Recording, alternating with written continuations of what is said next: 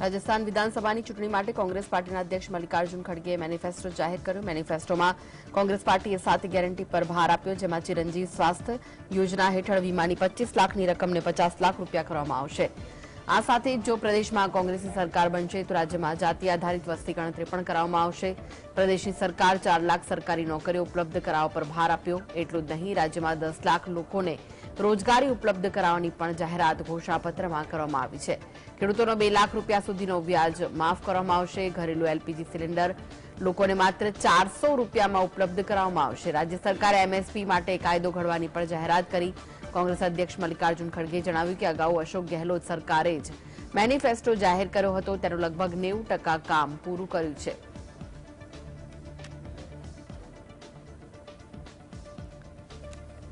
अगर एक मैनिफेस्टो में कही हुई बातें अगर 90% कोई पार्टी करती है तो ये बहुत बड़ा अचीवमेंट राजस्थान के लिए भी है और बहुत बड़ा अचीवमेंट कांग्रेस पार्टी के लिए भी है। यानी जब आपके हाथ को काम मिलता है तो आदमी अपने स्वतंत्र जीवन चलाता है। રાજસ્થાનના મુખ્યમંત્રી અશોક ગેહલોતે જણાવ્યું કે રાજ્ય સરકારે જે રીતે પ્રદેશની નાણાકીય સ્થિતિનું સંચાલન કર્યું છે, એ બદલ લોકો ગર્વ અનુભવે છે। રાજસ્થાનમાં માથાદીઠ આવકમાં 46.48%નો વધારો થયો છે। અશોક ગેહલોતે કહ્યું કે જ્યારે પ્રદેશમાં ભાજપની સરકાર હતી ત્યારે માથાદીઠ આવકમાં રાજસ્થાન 30મા ક્રમે હતું, જે વર્તમાન કોંગ્રેસ સરકારના શાસન બાદ 12મા ક્રમે પહોંચી ગયું છે। વર્ષ 2030 સુધીમાં માથાદીઠ આવકમાં પ્રથમ સ્થાન હાંસલ કરવાનું અમારું સપનું છે। વર્ષ 2020-21માં રાજ્યની જીડીપી દર 19.50 પર પહોંચી ગયો છે, જે દાયકામાં સૌથી વધુ છે। राजस्थान की स्थिति हमने जो जिस रूप में मैनेज की है आर्थिक रूप से, उस पर आप सबको गर्व होगा, प्रदेशवासियों को।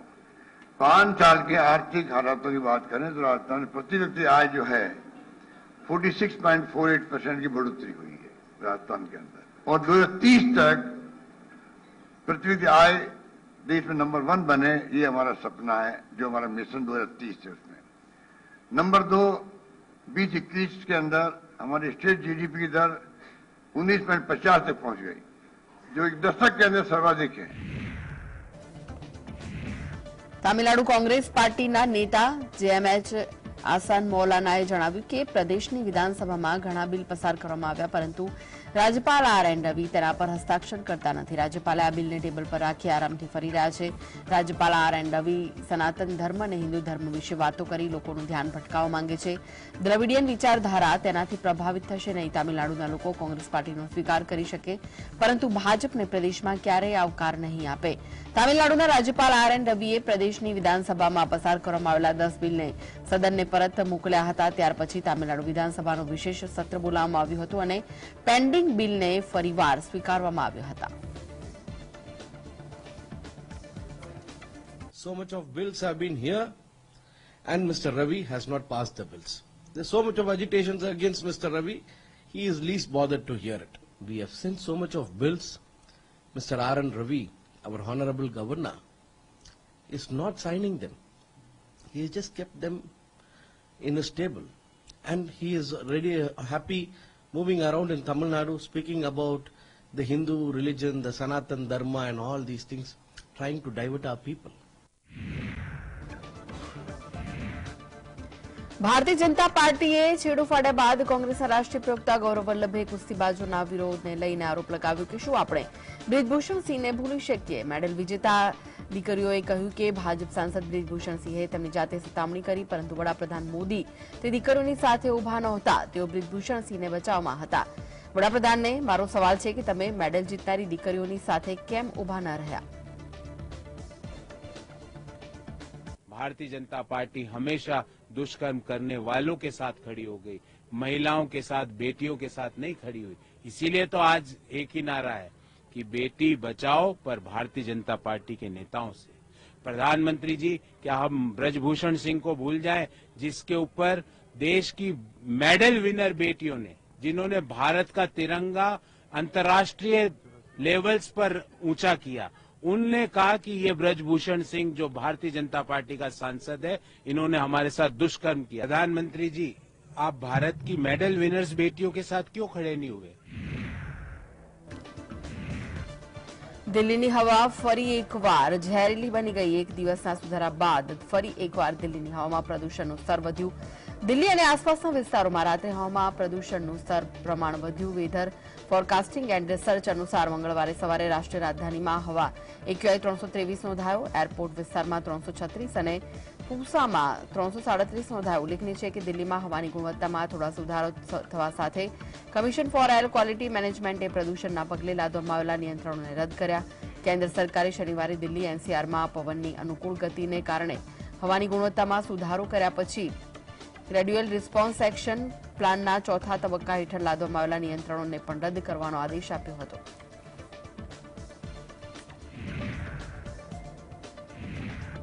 ભાજપ નેતા અને અભિનેત્રી હેમા માલિનીએ વૃંદાવનમાં બાંકે બિહારી કોરિડોરના નિર્માણ માટે અલ્હાબાદ કોર્ટના નિર્ણયની પ્રશંસા કરી। તેઓએ આગળ કહ્યું કે આ નિર્ણય મથુરામાં પ્રવાસનને પ્રોત્સાહન આપશે અને દરેક માટે ફાયદાકારક રહેશે। વૃંદાવનમાં બાંકે બિહારી કોરિડોરના નિર્માણ માટે અલ્હાબાદ કોર્ટની મંજૂરી પર બીજેપી સાંસદ હેમા માલિનીએ કહ્યું કે અમે ખૂબ જ ખુશ છીએ। કોરિડોર બનાવવામાં આવશે અને રસ્તો સાફ થશે। શ્રદ્ધાળુઓ આરામથી મુલાકાત લઈ શકશે અને મથુરામાં પ્રવાસનને વેગ મળશે। આ નિર્ણયથી દરેકને ફાયદો થશે। रास्ता साफ हो गया तो क्या कहना है, हमें तो खुशी होती है कि इतना अच्छा काम हो गया है। अभी कॉरिडोर बनेगा और इतना रास्ता साफ हो जाएगा और अभी भक्तजन जितने भी आएंगे बांके बिहारी देखने का और अच्छी तरह से कंफर्टेबली एक दर्शन हो सकता है और बहुत सुंदर भी होगा, बहुत खूबसूरत होगा। और जिसको कुछ ऐसा सोच रही थी उनका क्या होगा, सबका अच्छा ही होगा, सबका भला होगा इसमें। હાઈકોર્ટમાં ન્યાયાધીશોની નિમણૂક મુદ્દે સુપ્રીમ કોર્ટે કેન્દ્ર સરકારની કામગીરી પર સવાલ ઉઠાવ્યા। કોર્ટે કેન્દ્ર દ્વારા કરાયેલી સિલેક્ટિવ નિમણૂક મુદ્દે નારાજગી વ્યક્ત કરી। ફરીવાર મોકલવામાં આવેલા 8 ન્યાયાધીશોની નિમણૂક ન કરવા બદલ સુપ્રીમ કોર્ટે કેન્દ્રને ફટકાર લગાવી। ગુજરાત અને દિલ્હી હાઈકોર્ટના ન્યાયાધીશોની ટ્રાન્સફર મુદ્દે કેન્દ્ર સરકારના મૌન પર સર્વોચ્ચ અદાલતે ટિપ્પણી કરી। કોર્ટે કહ્યું કે આનાથી દેશના લોકોમાં ખોટો સંદેશ જાય છે। સુપ્રીમ કોર્ટે કેન્દ્ર સરકારને કોલેજિયમની ભલામણોને અમલમાં મૂકવા માટે 5 ડિસેમ્બર સુધીનો સમય આપ્યો। કોર્ટે કહ્યું કે આ સારા સંકેત નથી। જસ્ટિસ સંજય કિશન કૌલે જણાવ્યું કે ન્યાયાધીશોની નિમણૂક અને ટ્રાન્સફર પણ સરકાર પોતાની પસંદ નાપસંદ પ્રમાણે કરી રહી છે। અમે આ મામલે સરકારને પહેલા પણ ચેતવણી આપી હતી। અલ્હાબાદ, પંજાબ અને ગુજરાત હાઈકોર્ટના ન્યાયાધીશોના ટ્રાન્સફરની ફાઇલ સરકારે લટકાવી રાખી છે। ગુજરાત હાઈકોર્ટમાં તો 4 જજોના ટ્રાન્સફર પેન્ડિંગ છે। સરકાર આ વિશે કામ કર્યું નથી।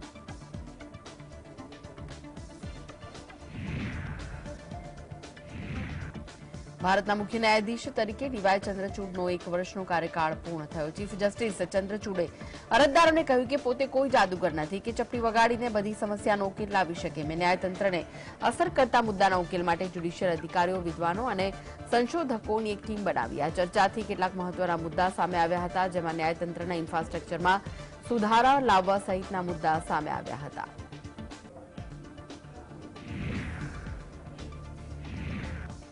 રાજસ્થાનના પાલીમાં જાહેર સભાને સંબોધતા પીએમ મોદીએ જણાવ્યું કે જ્યાં પણ ભાજપની ડબલ એન્જિન સરકાર રચાય છે ત્યાં કેન્દ્ર સરકારની દરેક યોજના જમીન પર ઝડપથી લાગુ થાય છે। આટલું જ નહીં, ભાજપની રાજ્ય સરકારો યોજનાના લાભમાં કંઈક ઉમેરો કરે છે। જે પણ રાજ્યમાં ભાજપની સરકાર છે ત્યાં પીએમ કિસાન સન્માન નિધિ યોજના હેઠળ ખેડૂતોને કેન્દ્ર સરકાર દ્વારા ચૂકવાતા 6,000 રૂપિયા ઉપરાંત રાજ્ય સરકાર દ્વારા પણ 6,000 આપવામાં આવે છે। આમ તેમને 12,000 રૂપિયા મળે છે।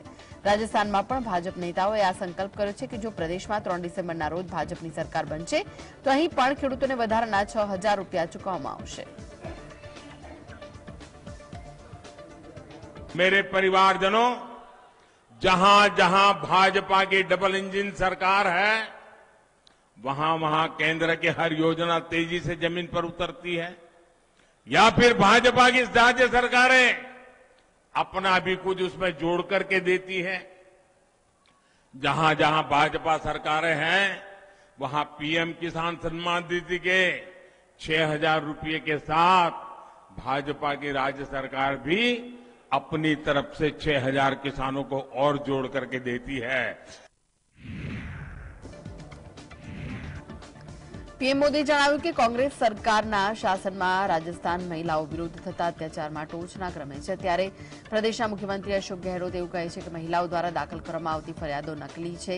શું આવું ક્યારે બની શકે કે આપણા દેશમાં કોઈ મહિલા નકલી કેસ દાખલ કરે કે સીએમએ આવા નિવેદન આપવાના બદલે કહેવું જોઈએ કે અમે મામલાની તપાસ કરાવીશું। આ મહિલાઓનું અપમાન છે। મહિલાઓનું અપમાન કરનાર આવી સરકારને સત્તામાંથી દૂર કરવી જોઈએ। આ સાથે જ વડાપ્રધાન મોદીએ કહ્યું કે કોંગ્રેસ અને વિપક્ષી ગઠબંધન સનાતન ધર્મને खत्म करवानी बात करे छे। सनातन ने नष्ट करवानो अर्थ छे राजस्थान की संस्कृति ने समाप्त करवी।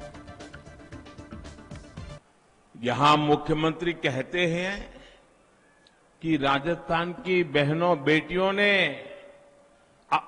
पुलिस थाने में जाकर के उन पर जो अत्याचार हुए, जुल्म हुए, उसकी जो शिकायतें फरियाद दर्ज की हैं, यहां के मुख्यमंत्री कहते हैं कि ये सारी शिकायतें फर्जी है।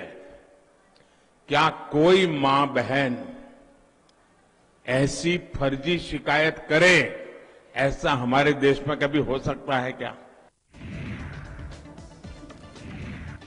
રાજસ્થાનમાં વિધાનસભા ચૂંટણીનો પ્રચાર હવે અંતિમ તબક્કામાં છે, ત્યારે વડાપ્રધાન મોદીએ પેટ્રોલ ડીઝલનો મુદ્દો ઉઠાવતા સીએમ અશોક ગેહલોતે જવાબ આપ્યો। ગેહલોતે કહ્યું કે પીએમ મોદી ખોટું કહી રહ્યા છે। ભારત સરકાર મોટી ગેમ રમી રહી છે। સમજવાની વાત એ છે કે બેઝિક એક્સાઇઝ ડ્યુટીની રાજ્યો વચ્ચે વહેંચણી થાય છે। મોદી સરકારે તેનો લગભગ અંત જ કરી દીધો છે। અશોક ગેહલોતે કહ્યું કે રાજ્યમાં મોંઘા પેટ્રોલ ડીઝલ માટે કેન્દ્ર સરકાર જવાબદાર છે। केन्द्र द्वारा बेजिक एक्साइज में राज्यों की भागीदारी घटाड़ी देवामां आवी छे। दगो तो ए ज करी रह्या छे।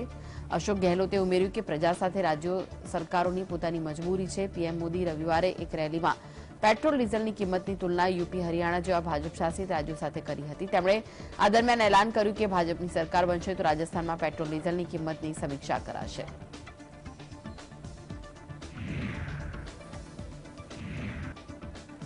राजस्थानना क्रिकरीमां जाहेर सभाने संबोधता कांग्रेस पार्टीना महासचिव प्रियंका गांधी वाड्राए जणाव्युं के लोकोए विचारवानी जरूर छे के चूंटणी समय धर्म अने जाति विषे केम वात करवामां आवे छे। जे नेताए लोको माटे काम कर्युं हशे ते हमेशा कामना आधारे मत मांगशे। भाजप छेल्ला 18 वर्षथी मध्यप्रदेशमां सत्तामां छे, परंतु तेम छतां तेओ पोताना काम विषे वात करता नथी।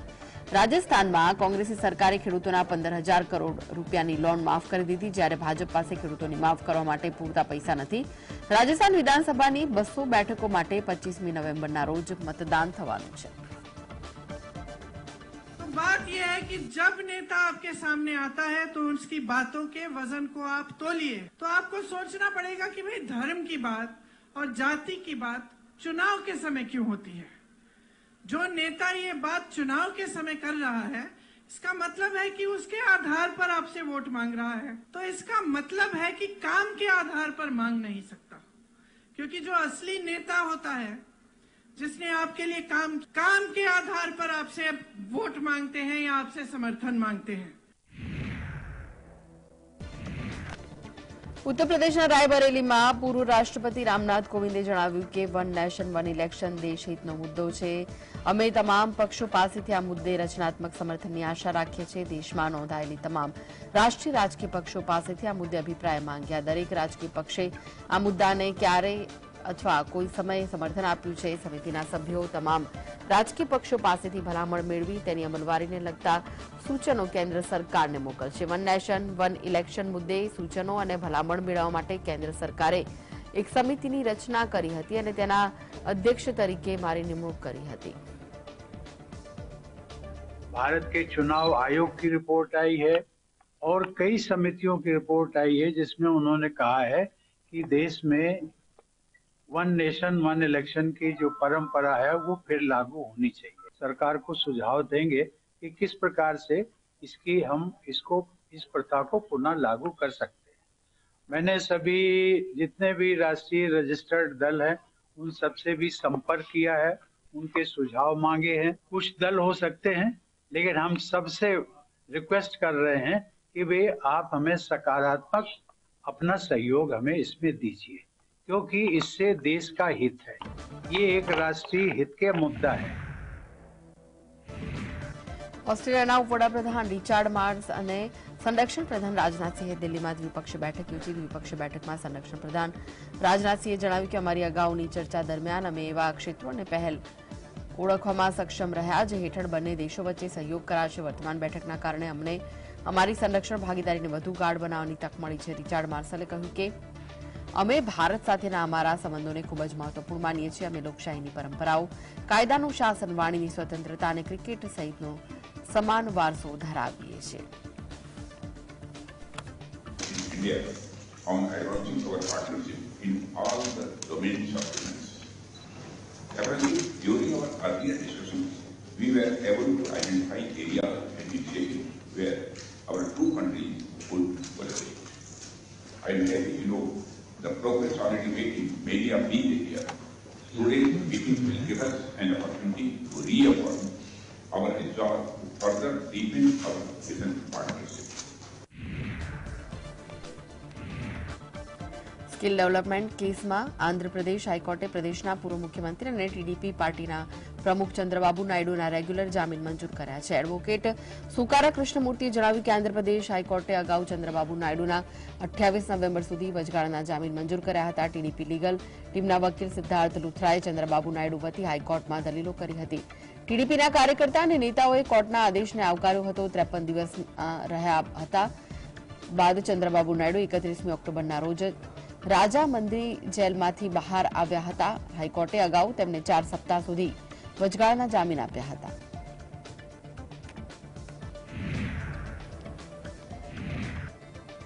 ઝારખંડના પૂર્વ મુખ્યમંત્રી અને પ્રદેશ ભાજપના અધ્યક્ષ બાબુલાલ મરાંડીએ જણાવ્યું કે ધર્માંતરણ માત્ર ઝારખંડ જ નહીં પરંતુ સમગ્ર દેશ માટે એક મોટી સમસ્યા છે.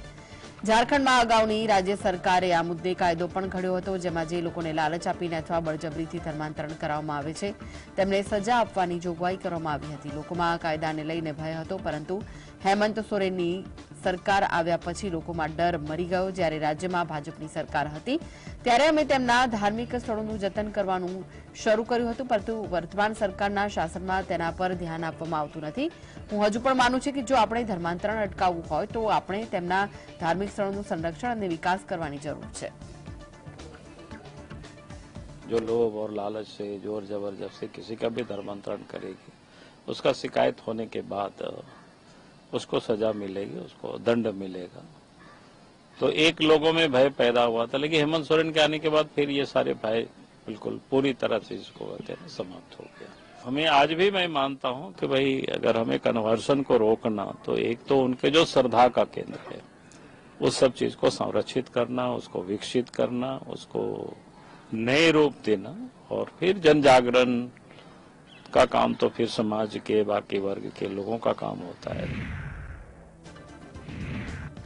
તેલંગાણાના હૈદરાબાદમાં ચૂંટણી પ્રચાર દરમિયાન એઆઈએમઆઈએમ પાર્ટીના અધ્યક્ષ સુદીન ઓવૈસીએ જણાવ્યું કે 9.5 વર્ષના શાસનમાં ભાજપની સરકારે દેશના અર્થતંત્રને નબળું પાડ્યું. આના કારણે નાના ઉદ્યોગો નષ્ટ થયા, યુવાનોને નોકરીઓ ઉપલબ્ધ કરાવવાના તેમના વચનમાં નિષ્ફળ સાબિત થયા અને પરિણામે આપણે મોંઘવારી અને બેરોજગારી જેવી સમસ્યાઓનો સામનો કરવો પડી રહ્યો છે. ભાજપ તરફથી યુનિફોર્મ સિવિલ કોડ વિશે લાગુ કરવાની વાત પર પ્રતિક્રિયા આપતા ઓવૈસીએ કહ્યું કે હું આશા રાખું છું કે અમિત શાહ આદિલાબાદ, ખમ્મામ અને વારંગલ જશે અને ત્યાં આદિવાસીઓની વચ્ચે ઉભા રહીને યુસીસી લાગુ કરવાની વાત કરશે. તેલંગાણા વિધાનસભાની 119 બેઠકો માટે 30 નવેમ્બરે મતદાન થશે. For last 9.5 years, the BJP has been in power in our country. They have weakened the economy. They have destroyed small businesses. Their promise of providing 2 crore jobs, they have utterly failed in that. And as a result, we see that we have high inflation. As far as Uniform Civil Code is concerned, I wish and hope that Mr. Amit Shah goes to Adilabad, Khammam and Warangal and stand in the midst of all the Adivasis and tells them that we are going to implement Uniform Civil Code. પાકિસ્તાનમાં આવેલા ધાર્મિક સ્થળ કરતારપુર સાહિબ ગુરુદ્વારમાં અયોગ્ય પ્રવૃત્તિ કરી હોવાના સમાચાર સામે આવતા હોબાળો થયો. દિલ્હી શીખ ગુરુદ્વાર પ્રબંધન સમિતિના પૂર્વ પ્રમુખ મજિંદરસિંહ સિરસાએ આરોપ લગાવ્યો કે 18મી ઓક્ટોબરે કેટલાક પાકિસ્તાની અધિકારીઓ ગુરુદ્વારના પરિસરમાં દારૂ અને માંસાહારનું સેવન કર્યું હતું. ભારતીય સુરક્ષા એજન્સીના એક સૂત્રએ જણાવ્યું કે શ્રી દરબાર સાહેબના દર્શનની દેવરી એટલે કે મુખ્ય દ્વારથી 20 ફૂટના અંતરે આયોજિત પાર્ટી રાત્રે 8 વાગે શરૂ થઈ. તેમાં નારોવાલના deputy doctor commissioner Mohammad Shahrukh સહિત 80થી વધુ લોકો સામેલ હતા. પંજાબના 12 ધારાસભ્યો પાકિસ્તાનમાં આવેલા કરતારપુર ગુરુદ્વાર સાહેબ જશે અને પૂજા કરશે. श्री करतारपुर साहिब में जो भी घटनाक्रम हुआ है वो बहुत ही निंदनीय है। जैसे मक्का मदीना मुसलमानों की इबादत गाहें, वैसे ही करतारपुर साहिब हमारी बहुत बड़ी इबादत गाह है, हमारा बहुत बड़ा स्थान है। उस स्थान में ऐसा काम करना जो हमारी मर्यादा, हमारी परंपरा और हमारे धर्म के सिद्धांतों के विरुद्ध है, ये बहुत ही बुरी बात है। पाकिस्तान सरकार को जो भी वहाँ अधिकारी या कर्मचारी है जिन्होंने ये घिनौना काम किया है, उन पर सख्त से सख्त कार्रवाई जो है करनी चाहिए। $5 की फीस जो है NRI लोगों के लिए या बाहर से आए लोगों के लिए उन्होंने लगा दी है, ये भी मैं समझता हूँ बहुत बुरी बात है।